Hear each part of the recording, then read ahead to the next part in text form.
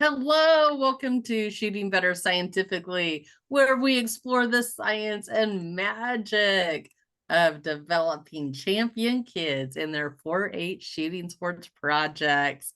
Thanks for being here today for Poof Balls. We have a question. Chandra, what's our question we're starting off with today? So what happens to your confidence when someone listens to your ideas? And we invite you to put that in the chat, or you can unmute and answer. And the second question is, what about when someone cares what you think or how you feel? My co-host Chandra Plate, will you please start us off with how you would answer that question? Which one? The first one or the second one? Both of them. Okay. So what happens to your confidence when someone listens to your ideas? There's a lot of not listening that goes on these days.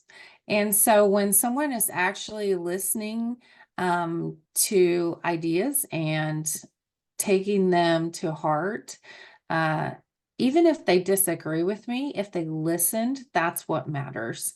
And so my confidence soars. And then what about when someone cares what you think or how you feel? And again, they don't have to necessarily agree with me, but if they care about what I'm saying, then that matters to me. And the same for youth.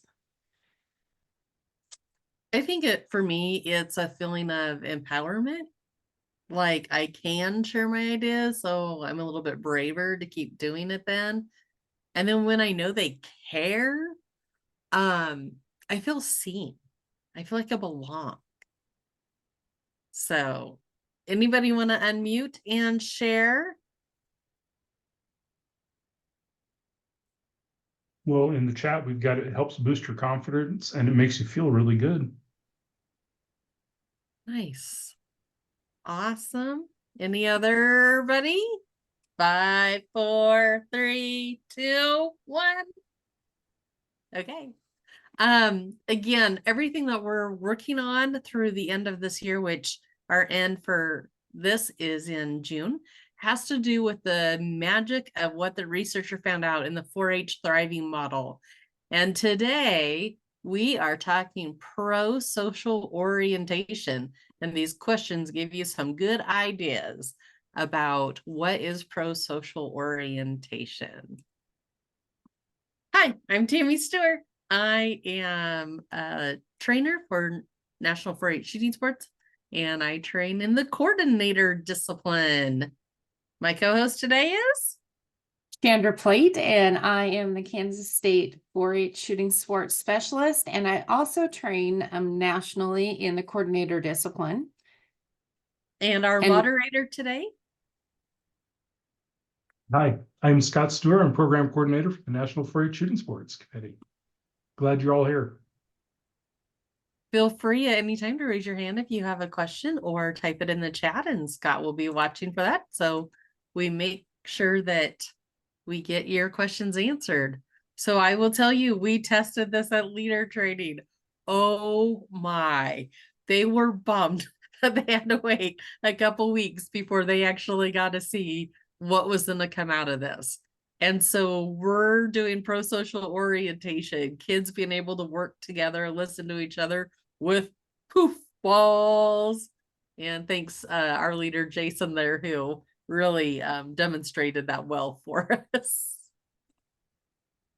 So Chandra, what is this pro-social orientation about? So pro-social youth care about others and they take actions that reflect caring.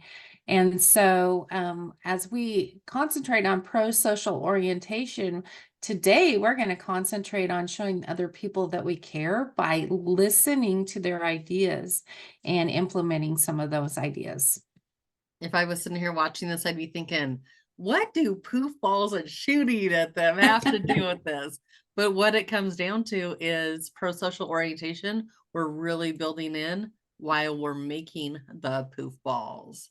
And just as a reminder, we always have, like we said, pro-social orientation, helping you thrive from something here on the model. And then there's always life skills that we target and build into the lesson too, since 4-H is all about building life skills. Chandra, talk to us a little bit how we do this, the life skill building with poof balls. So today we're going to concentrate on communication and cooperation. And as they communicate back and forth, we are going to make sure that the youth understand that they are to be listening to one another's ideas and also communicating clearly with each other through how they are interacting with a teammate during this activity. Also, as they cooperate, as they communicate, they will learn the ideas, and then they're going to cooperate to accomplish the task. Right? Shooting at the poof balls. There was so much laughter when we tested this out. So to make sure that this happens, what you can do is share the success markers with youth ahead of time. Or if you are extension staff or faculty, you might actually need to evaluate on this. And so this would be the items that you would evaluate on. So obviously we're gonna do observation on, are the youth working together to make decisions, right? Because they're gonna have different ideas of what colors or the size of the ball they should shoot, depending on if they're doing shotgun, BB gun, or just how big they think the ball should be. And we would, then the next level up, even though it's down on the screen, is when they go to set up the targets. Can they agree on that? Can they agree on where the backstop goes? And we'll have some hints and tips on that for you today too, to make sure that there isn't resistance and it actually can poof out when your youth shoot at it. And then the big one, right? This is where we're really going with that cooperation, that communication is it just about promoting their idea, or are they actually willing, even though they've shared their idea, to listen to somebody else's and try to get that out of the other youth? That's what we'd love to see to really reach those life skills and to show they're at that pinnacle of pro-social orientation. So this is how poof balls were set up.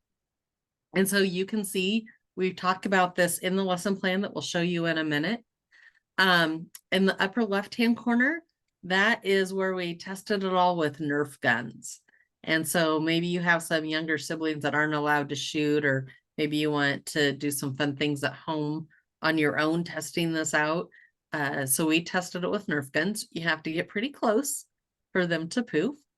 Down in the left-hand corner is the pistol, specifically air pistol. In the upper right-hand corner was archery. And down in the right-hand corner was shotgun. And you'll notice that the box in the middle is actually shotgun. And so we'll give you that tip, like make sure you put it at the front of the box instead of the back, have some type of a backdrop back there. So we just use the recycled boxes that the targets came in.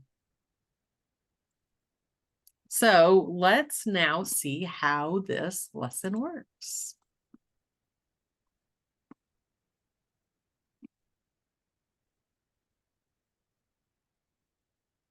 So this is how the lesson is set up. We've already talked about the pro-social orientation here at the top. Here's those life skills that we hit on. There are your success markers. Here's your lesson objective about taking that other opinion into consideration. So what are you going to need to prepare for this? This is going to be your normal range setup that you would be using. You might want an extra broom if you're doing it inside. What you're going to need is the recycled boxes, again, that you don't want back because they're probably going to be shot up. You're going to need shaving cream, cornstarch, bowl, spatulas, paper towels. And then you'll see here that we use like coffee filters, cupcake papers, and then you're going to need food coloring. And then if you're outside, if you're windy like in Nebraska, you're going to need some stakes to hold those boxes down. So our 4-H shooting sports ambassadors in Nebraska helped write this lesson. And so they came up with some of these ideas, and they're the ones that went out and taught it to the adults. So it starts here with the big question, right? To get everybody engaged. Who wants to have some fun? And then who wants to have fun with friends? That moment is where we're bringing in pro-social orientation. So then we talk about fun is listening to their teammates' ideas. And before we divide you into teams, let's practice what it sounds like to care about someone else's ideas. We're going to role play. Chandra, would you like to be person 1 or person 2 on this one? I can be person 1. Okay, you I go want for to it. make our poof balls green for 4-H. I like your idea of green for 4-H. One idea I had was to make them orange to stand out for hunting season. Oh, I can see your orange idea would really tie into our shooting sports project. I really like the idea of orange. I think it will be easier to see downrange. Let's go with that. We both have great ideas. Do we want to rock, paper, scissors? And that would have been if Chandra hadn't said, let's go with orange. And so then we would have rocked, papered, scissors. So you can have your junior leaders or your leaders or volunteers give them the script and have them act it out during the lesson. Great leadership. Again, communication is another part of what we're doing. At this point, you divide them into teams. The reason you don't divide them into teams earlier than that, because then they would be focused on who they're with and establishing that mini relationship instead of listening to the directions for pro-social orientation. So then you go off helping them know what to tune their body and brain into, that they're going to make fun targets with a partner. They're called poof balls. You're going to make them with cornstarch and shaving cream and let them dry. And you're going to make decisions together about how big, what color, all of that. And you tell them to go ahead and make their poof balls. And then after they make their poof balls, you come back after you've cleaned up your area. Now you can set up targets. Here's the shooting line, right? Normal things that you would probably go over. We suggest you place your targets close to the level of your firearm. So depending on what position, you want it pretty much straight out.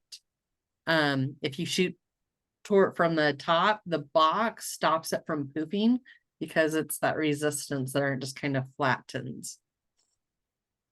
So then we come back and now you're kind of seeing the scientific method and the experiential learning model come into this. What happened to your fluff balls? How is it working with a teammate to make decisions on making fluff balls? Again, we're not going to the scientific method this time. We're going to the pro-social orientation questions. How did you and your teammates show you cared about each other's ideas when it came to setting up targets? And how did it feel to know your ideas mattered and were listened to by your teammates? Exactly what you answered at the beginning. And then for debrief, we chose highlight, low light, insight, specifically on working together to make the balls. Again, all bringing it back to the thriving model. So when you keep going down the lesson plan, you'll notice that there's resources here on the thriving model, pro-social orientation, a really great TEDx talk. If you haven't watched this on getting relationships right, I suggest watching that video. And then back to our research from the Surge Institute about how you as an adult can have those relationships. And then here's the directions you give the kids. And so I would suggest either having a poster on the wall or handing it out individually to each team. And it has here how to, what size of cornstarch you would need. So if you're adjusting this recipes at all, the shaving cream, the food coloring, and then what they need here. And so some tips and hints as they're doing this. So they'll spray a third of the can of shaving cream here. They're not gonna know, like they're guessing, right? Put some food coloring on it, layer the cornstarch on top, another round of shaving cream, another cornstarch, shaving cream, cornstarch. And what we tried it, just dumping everything together, and they didn't form well at all.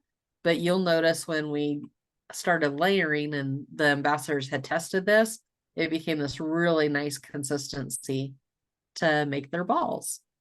And so here you can see the pro-social orientation happening between Wesley and Chris.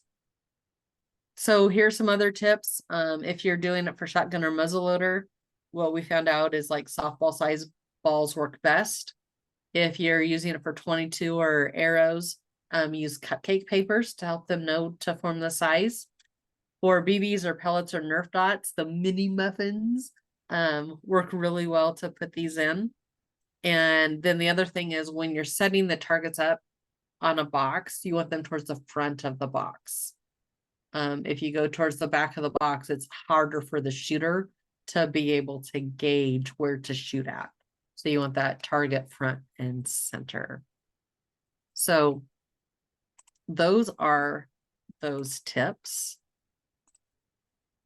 Tammy, how dry does it need to get before you can shoot it at it? So when you do this, you'll notice these yellow ones right here, we did the day before. These are softball size ones and coffee filters, and they totally fell apart by the next day. But we also put them in the fridge and didn't cover them. And so you do want to store them in an airtight container if you're doing it more than, I would say, an hour or 2 hours ahead of time. And this ball right here had been out in the Nebraska heat. It was a hot day for about 3 hours and they held up fine. But these were ready to shoot probably within 10 minutes of making. Okay. And this is when we tested and really got the recipe right. And then here you can see the mini cupcake papers on this one. And then the coffee filters on this one. I see I don't have any cupcake papers on that one. So let me go back. Thoughts, questions, or ideas?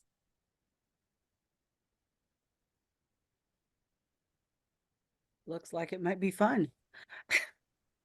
Yeah, absolutely. Thank you, So Jane. at our leader training, I can tell you it was pretty neat. It was a lot of fun. It was challenging. We had our level 1 instructors sitting there trying to shoot puff balls, and it was a lot of fun watching the kind of the competition between some of those folks go and do that, and the pride in those young men when they were able to teach that lesson to them was pretty awesome. Yeah, like we said, the ambassadors came and taught him. What was interesting is, Scott, you were at archery, right? You were doing a state archery that day. Yeah, I was. And we walked in during your practicum, right? Wasn't practicum going on? And so not only did the leaders get to shoot the poof balls, but the practicum students, the kids that you had there, do you remember any of their reactions? So yeah, when the one finally hit it, there was a lot of woohoo type of stuff going on, and the other one was like, I'm gonna keep going. And finally, both those young men were able to hit the poof ball with the arrow and watch it just literally poof fall apart right there on the target. So it was pretty neat. There's a lot of pride in being able to do that. So it was a lot of fun. And our other ambassador advisor took photos and then slowed them down. And so you actually like focused on like it poofing and going back and revisiting kind of in that slow motion. So we'll try and see if we can't get some of those videos from him to post online at some point. Go ahead, Jane. Question, how much of a mess do they make? Because we shoot inside. So we did all, well, you can see we're inside in here. And so at first it's messy. And then as they start to form, you'll notice in here it says, do not clean your hands yet. Because once you start wiping the sides and getting all the stuff off the sides, all the dough comes together. And so we use the big black pot like you would make soup in, is what we were using this day. So you want something at least that big if you're giving them this full recipe to do. So it makes quite a few then, is what you're saying. Yeah, I think we Depending on got size. 6 softball sizes out of it. And we got tons of minis. So we made 3 different recipes. You can see here we have the green, the white, and the yellow. Those were all separate recipes as we were testing the consistency and how to do this. Because Chandra had found this recipe online and the grandma was just making it as a gift for her grandkids. So it wasn't very specific. So we had some testing to do. But as far as like once you shoot them and stuff, It just Yeah. kind of falls into like, just like your cornstarch powder, it's just a real powdery type of substance or dry, because it's just dry um, cornstarch and the shaving cream. So it's dust. A quick vacuum or a quick broom will get it cleaned up really fast. I just had to keep reminding the guys not to go wash in the sink, because if you've ever added cornstarch and water together, you know that it's a thickener. And so I kept saying, don't put it down the sink, don't put it down the sink. So we just kept, like when we had to clean out the top of that pan you see on the bottom picture over on the right, I'm like, all right, go get the spatula and get all of that out in the trash can before we wash the pan. Any other thoughts or questions? Well, before we go into our second cup, we'll just remind you that on May 14th, we'll be talking about positive emotions from the Thriving Model. And then on June 4th is our big night where we talk about self-regulation and goal setting. And we really encourage you to have your youth tune into that. Not especially if they're going to the competitive route. We'll talk about education and recreation, but really we're gearing that in towards the competitive person, and especially to get them ready for people that have the dream of shooting at the National 4-H Shooting Sports Championships. So thank you for joining us for Shooting Better Scientifically. Scott, will you pause?